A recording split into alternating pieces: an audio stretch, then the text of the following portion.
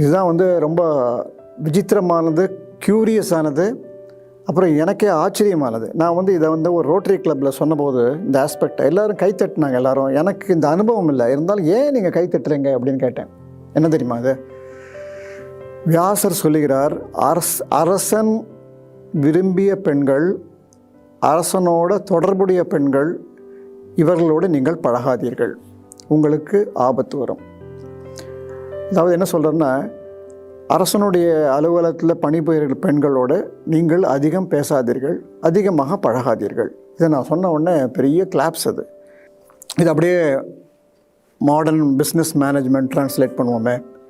Managing டைரக்டருடைய good புக்ஸில் இருக்கிற விமன், பெண்கள், அவர் ரொம்ப விரும்புவார்னா அவருடைய எஃபிஷியன்சி, இந்த பெண்களோட எஃபிஷியன்சி, நல்லா ஹானஸ்ட்டாக ஒர்க் பண்ணுறாங்க அப்படிங்கிறதுனால ஒரு சாஃப்ட் கார்னர் இருக்கும். அந்த மாதிரி பெண்களோட நீங்கள் அதிகமாக பழகக்கூடாது என்று சொல்கிறார். நான் சொல்லலை, வியாசர் சொல்கிறார்.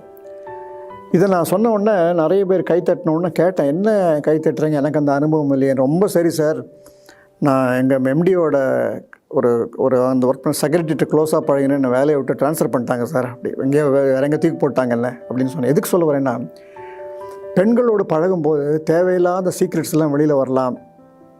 அல்லது it's a kind of not only more than the possessiveness, it is a very safety for those people who are working there. ஆகவே வியாசர் என்ன சொல்கிறாருன்னா, அரச அவையில் பணிபுரியும் பெண்களோடு நீங்கள் அதிகமாக தொடர்பை வைத்துக்கொள்ள வேண்டாம். இது அப்படியே டிரான்ஸ்லேட் பண்ணுங்கள். இது நீங்கள் அனுபவம் எப்படி இருக்குன்னு நீங்கள் சொல்லுங்கள்.